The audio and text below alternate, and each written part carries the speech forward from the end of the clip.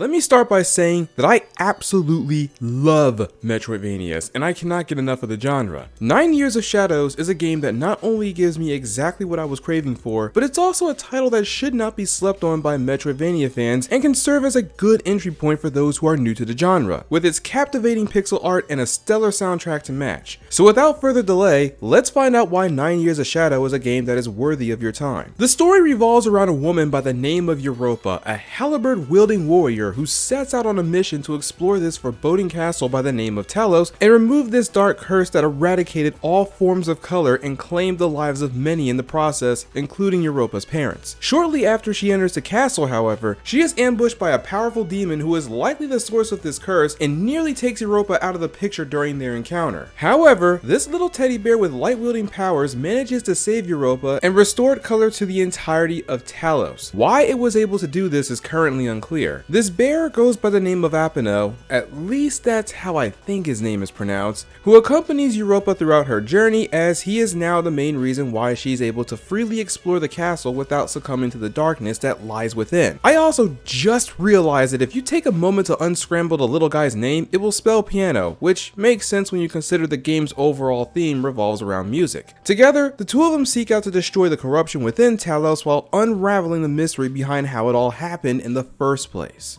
To start things off, controlling Europa throughout her journey is pretty straightforward, and each of these buttons can be remapped to your liking if you don't like where they are placed. Europa can jump, she can perform light and heavy attacks with her halberd, she has a backdash, and the player can control her movement with both the D-pad and the left analog stick. When the player uses her light attacks, she can swing up to 3 times and she's allowed to attack while moving. Her heavy attacks, however, can only be done on the ground and needs to be stationary in order to perform them. This is why it's mostly ideal to use them at the end of your triple attack combo. She can also crouch and poke enemies if need be. The right analog stick is what allows her to aim Apino, and when he's pointed towards an enemy or a switch, a reticle will appear and allow the little guy to land his shots without fail. It should be pointed out that each time Apino is used in this manner, he'll consume light energy. The light energy can be restored by smacking enemies around, hitting small patches of corruption, and defeating enemies while he is empty will replenish a small portion of it. But the most common method of restoring your energy is to simply give Apino a hug for about 2 seconds, which will restore a healthy portion of your life energy as a result. This is very important to know because that energy meter is not just another resource for attacking or activating switches, it is also tied to your own survival. Each time Europa takes damage, a portion of Apino's light energy is consumed. Once all of that has been dried up, that is when Europa will start taking actual damage, which you will learn very quickly she is not the most tankiest character out there without the light protecting her. I mean, she only starts with 2 health crystals. In any case, as long as Apino has light energy to spare, Europa won't be harmed. This creates a dynamic when the player needs to decide if it's okay to go on the offensive and use a combination of Europa's halberd strikes and Apino's light attacks to quickly dispose of an enemy, or reserve her light attacks and rely solely on her halberd to get the job done in the event that you might get hit. It's a tad bit similar to how Gunvolt is able to avoid taking damage, as he lives and dies by his own resource too. Now on the surface, this whole mechanic can make the game feel like it should be a cakewalk, until you realize that the enemies, especially the bosses, are more than capable of punishing you if you make too many mistakes or become too greedy with your offense. Because Europa needs to wait a whole 2 seconds to recover her light energy when hugging Apino. And I will let you know right now, there are no upgrades that will shorten this timer.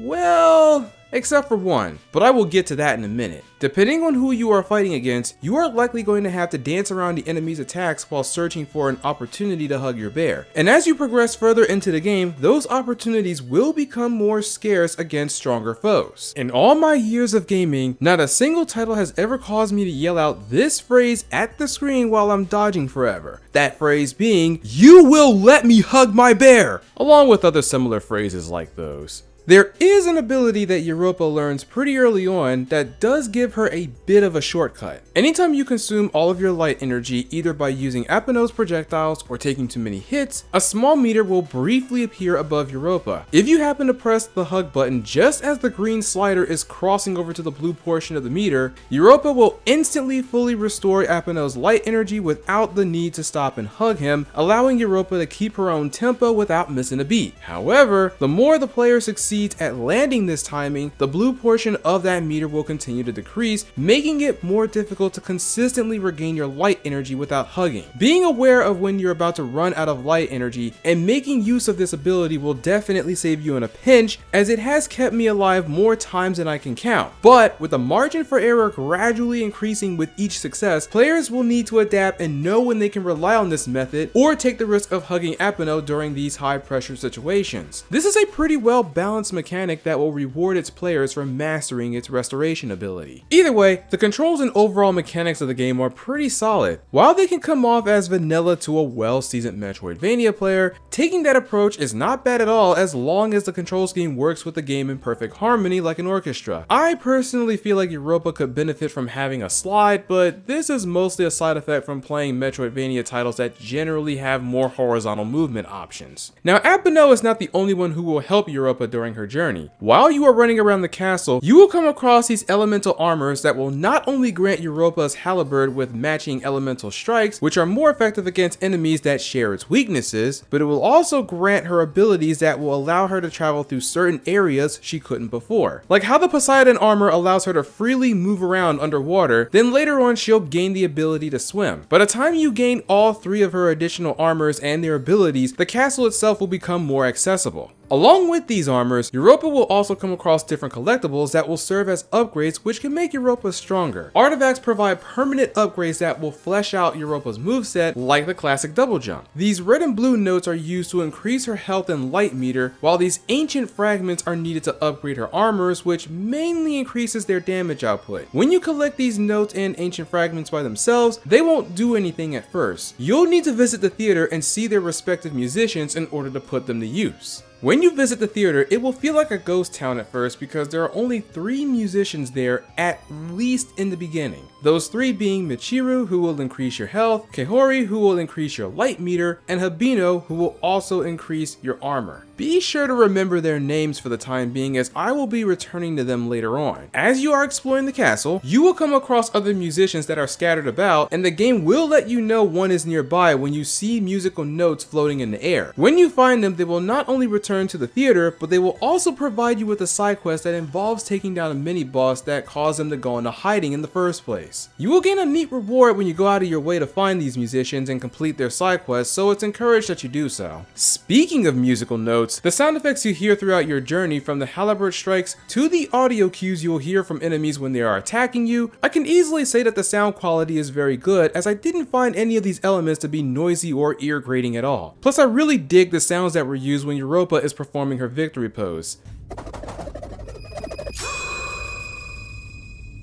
It's simple, but effective. Of course, when you are playing a game that is centered around music, your soundtrack has to be a cut above the rest, and to achieve that, you are going to need some heavy-hitting composers that's going to get the job done. Now, remember when I mentioned those 3 NPCs that will help you out with your upgrades? Well, Michiru, Kehori, and Habino are all guest NPCs for the actual music composers for this game. Michiru Yaname is known for her work throughout the Castlevania series, and even got her sister Kehori on board. Meanwhile, Norihiko Habino is known for his work in the Metal Gear Solid games. Heck, even his guest NPC is rocking an eye patch like Solid Snake himself. So what do you think is going to happen when you have a top level team of composers? You will be treated to an emotionally driven soundtrack that beautifully matches this game's tone and greatly enhances the player's immersion, which is what an amazing soundtrack is supposed to do. Now, I don't want to spoil too much of the game's music, which is why I had refrained from using it up to this point. So I will only play a sample of one song so you can get a taste of what you're getting into.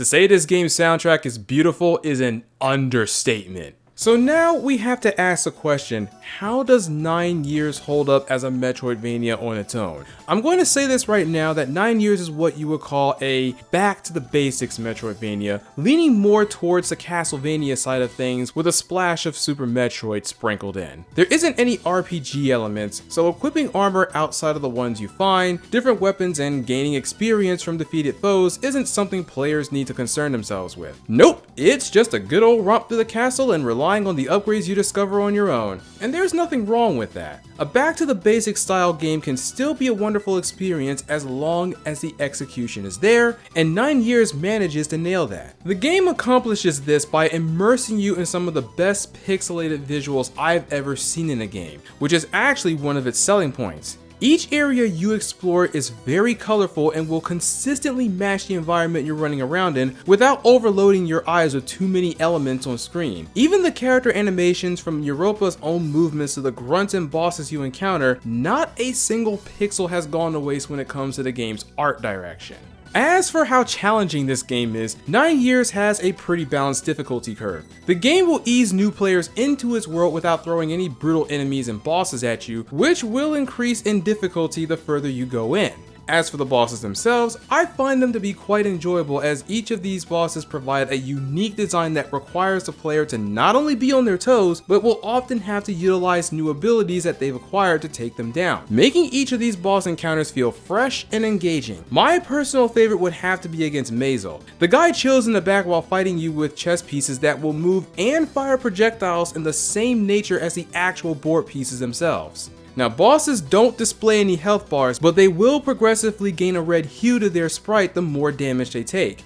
And of course, the closer they are to losing, the more frequently they will attack you and change their patterns up, which can make a good portion of these fights go from being tame to bullet hell levels of insanity depending on who you're fighting against. And you know what? I'm all here for it. If there's anything else I need to point out, I definitely appreciate some of the features this game has, which makes the overall flow as fluid as possible. Like the fact that when you enter some areas of the castle or use abilities which requires Europa to equip certain armor, she will instantly switch to that armor, so the player doesn't have to stop every time they need to go ahead and use an ability in order to keep moving. This allows the game to remain at a steady pace the entire time and avoid the whole issue of having to constantly stop and go when the player needs something in order to overcome certain obstacles. There are also plenty of other cool things this game does, like providing small visuals when you're right next to a save room. Anytime you see these loose drapes or curtains off to the side, that's how you'll know you're right next to one. And if you've played a lot of Metroidvanias beforehand, you can easily see where the developers took inspiration from. Like the fact that you had to visit these portraits, which will take you to another subsection in the castle. That reminds me of Castlevania Portrait of Ruin, as you had to do the same thing over there. I could name a number of other things, but I'd rather not spill too many beans on the subject and let you experience it for yourselves. If there's anything else I could say the game could improve upon, there are some very minor instances where the performance issues can rise.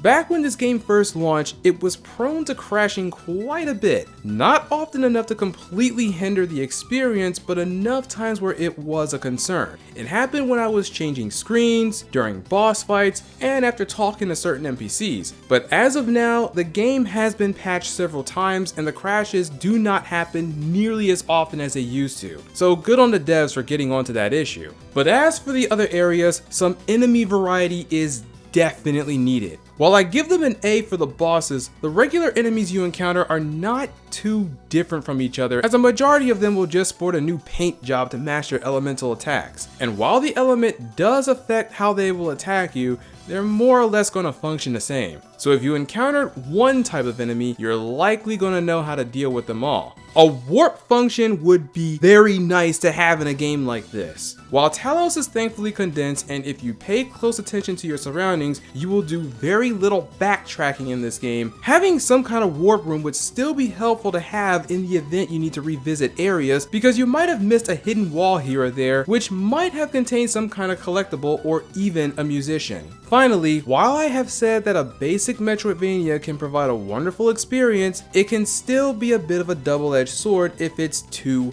basic. While I do like the simplicity of the abilities that Europa can gain through her artifacts and armors, there were a few times where I felt like some of those abilities were underwhelming. If I have to say what Europa really needs to give her abilities that push, she could definitely benefit from having more horizontal movement, another halberd move that can flesh out her melee attacks more, like having the armors give her halberd a unique move that can only be used when it's equipped, like the Helios armor providing a powerful mid-range flamethrower, for example. She could also benefit from having something that makes traversal really fun to do, just like how Samus is able to dash around like she's a Mega Man X character in Metroid Dread, or like when Alucard gains plenty of movement options before you even reach the halfway point in Symphony of the Night. Now, I am not saying 9 Years isn't a fun game because it lacks these. I definitely had an enjoyable experience playing this game, enough to go ahead and talk about it on this channel and at least 100% it twice. But a big part in what makes these Metroidvania titles really fun is when you gain these abilities that not only makes your character a powerhouse, but it also makes traveling a lot more enjoyable too. Honestly, if I could just backdash cancel like I can in Bloodstained,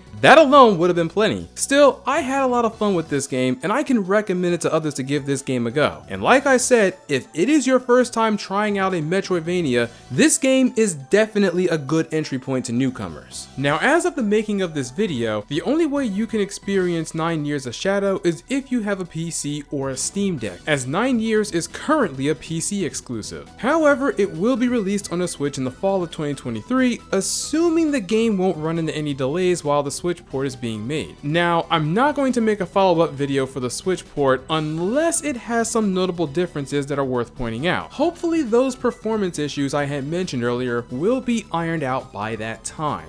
Anyway, that's all I have for today. If you like what you see, feel free to hit me with that sickety sub, smack the like button, and I hope I get to see y'all in the next one. Later!